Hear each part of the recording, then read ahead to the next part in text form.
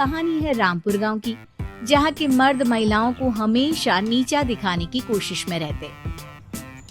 अरे अभी तक खाना नहीं आया, क्या मुझे एक और शादी करने की जरूरत है? नहीं जी नहीं, ऐसा मत करना, वरना मैं कहाँ जाऊंगी। खाना लेकर मैं अभी आई जी। गांव की पंचायत में भी फैसले हमेशा औरतों के खिलाफ ही रहते। मैं जो फैसला सुनाता हूँ वो भगवान की आज्ञा होती है। इस लड़के ने अपने मन से शादी करके अच्छा नहीं किया। लड़के को घर भेज दो और इसकी शादी इसकी जाति की किसी लड़के से करवा दो, लेकिन ये लड़की, इसे तो गांव के बाहर निकाल दो। नहीं नहीं जमींदार साहब, ये क्या बोल रहे हैं? ऐसा नहीं हो सकता। मेरी बेटी मासूम है, इसे अच्छे बुरे की समझ नहीं है। अरे कहाँ जाएगी ये बेचारी? कहाँ जाएगी? इतनी चिंता है तो पूरे परिवार का गांव निकाला कर देते हैं। बेचारे पूरे बसे बसाए परिवार को गांव छोड़ना पड़ता है। चाहे जो हो, अगर बेटियों को कंट्रोल नहीं कर सकते तो गांव में रहने का कोई मतलब नहीं है। यहाँ औरतों को दब कर रहना होगा। कोई भी अपने हिसाब से कुछ नहीं कर सकता, सब ईश्वर की मर्जी से ही होगा। तभी गांव का एक आदमी दौड़ा दौड़ा आता है। सरपंच साहब, जमींदार साहब, वो कालिया है ना, उसकी बेटी पढ़ने के लिए शहर जा रही है। अच्छा, ये कब हो गया? और कालिया की हिम्मत कैसे हो गई ऐसा करने की? लेकर आओ उसे और उसकी बेटी को। बस फिर क्या था, हाजिर हो जाते हैं कालिया और उसकी बेटी सरपंच के सामने। अरे कालिया, ये क्या सुनने में आ रहा है? बेटी को इंजीनियर बना रहा है तू? और ये बता, गांव में तो स्कूल नहीं है, फिर कहां से इतनी क्लास पास कर गई तेरी बेटी?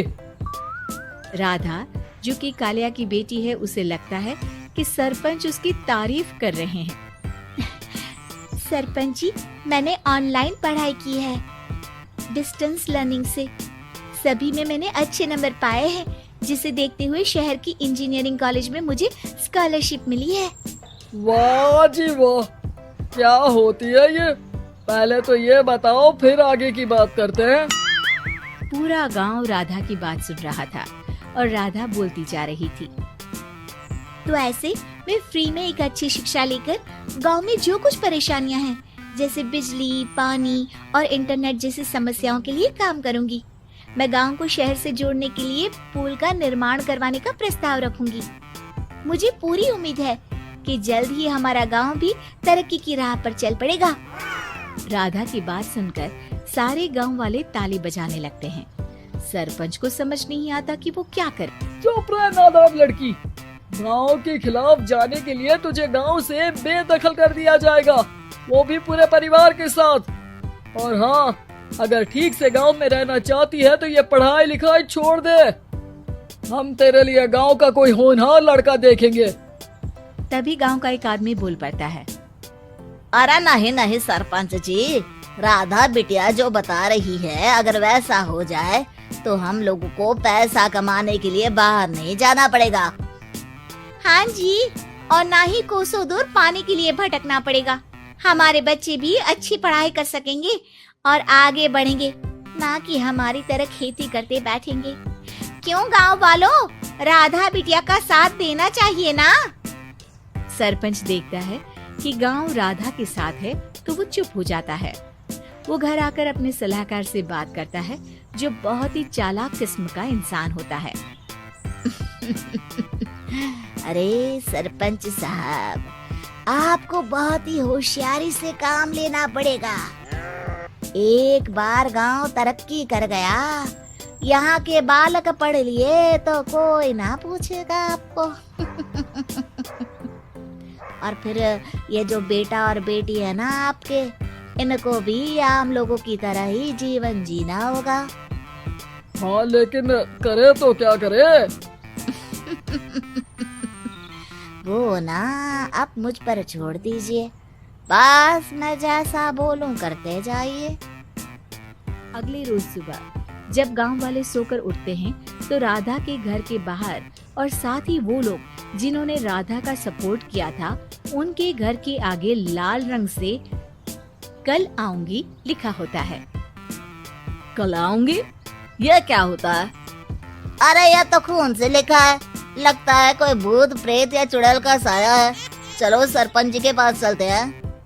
सभी सरपंच के पास जाकर उसे सारी बात बताते हैं। अरे ये तो बड़ी मुश्किल की बात है। चलो मैं एक बाबा को जानता हूँ, उन्हें बुला लेता हूँ। सरपंच बाबा को लेकर गांव के घर के बाहर जाता है। ओहो, तो ये वो चुड़ैल है जो उन लोगों को निशाना बनाते हैं जो गांव को बदलने का सपना देखते हैं। वो गांव को ऐसे ही संपन्न देखना चाहती है, वो नहीं चाहती कि कोई बाहरी यहाँ का कायाकल्प करे। क्या तुम लोगों में से किसी ने गांव को बदलने की सोच रखी है?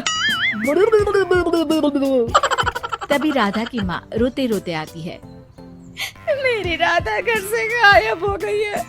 अरे कोई तो बचाओ, मेरी बच्ची कहाँ गई?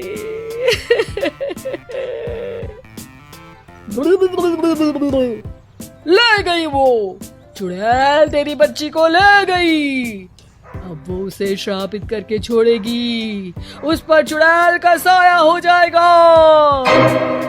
तभी बुरी सी हालत में राधा भी वहाँ आ जाती है। उसके बाल चुड़ैल की तरफ फैले होते हैं और कपड़ों में खून लगा होता है। सभी राधा को देखकर डर जाते हैं। माँ, पता नहीं मुझे कौन उठा कर ले गया था। अरे दूर हो जा चुड़ैल, अब हम लोग इस गांव में नहीं रुकेंगे। अरे कैसे बातें कर रहे हैं आप? कल तो आप मेरे भरोसे गांव का हुलिया बदलने, अपने बच्चों को पढ़ाने और तरक्की उन्नति की बात कर रहे थे, तो आज क्या हो गया आपको? ये फिर तुम लोगों को बहकाएगी। ये चुड़ैल गांव में आ चुकी है, ऐसे ही ये तुम्हारे घर के बच्चों को भी ले जाएगी। गांव वाले राधा को गांव से बाहर निकाल देते हैं। उसके माँ बाप रोते रहते हैं, लेकिन गांव वाले नहीं मानते। मैं भी अपनी बहन के साथ गांव के बाहर रहूंगा, लेकिन वो पढ़ाई नहीं छोड़ेगी। वहीं सरपंच के घर पर सलाहकार कहता है। देखा, सांप भी मर गया और लाठी भी नहीं टूटी। लेकिन अगले ही दिन सरपंच के घर के बाहर भी वही शब्द लिखे होते हैं। और फिर सरपंच की बीवी कहती है, हमारी बेटी को किसी ने अगवा कर लिया है। तभी राधा का भाई वहाँ आ जाता है। अरे गांव वालों, मैंने सरपंच जी की बेटी को देखा था। वो चुड़ैल उसे उठाकर ले जा रही थी। अरे क्या मजाक कर रहे हो? नहीं नहीं सरपंच जी, आप नहीं जानते। वो चुड़ैल अब आपकी बेटी में आ जाएगी, जैसे राधा के अंदर आ गई थी। तभी सरपंच की बेटी वैसी ही हालत में वहाँ आती है जैसे राधा आई थी। पापा, पता नहीं कैसे मैं गायब हो गई थी।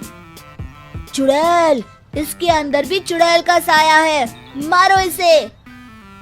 अरे नहीं नहीं, इसे भी राधा के पास गांव के बाहर ही भेज दो।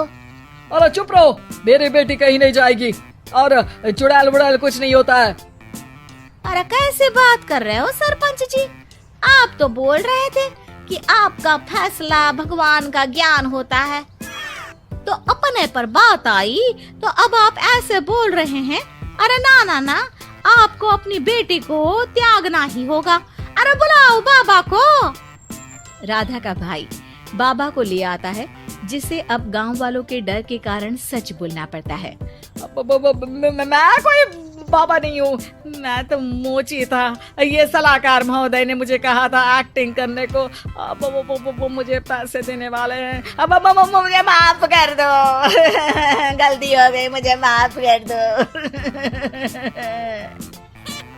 तभी वहाँ राधा आ जाती है। देखा सरपंच जी, जब गांव के बच्चे साक्षर होंगे तो आप जैसे लोगों की चालाकी नहीं चलेगी।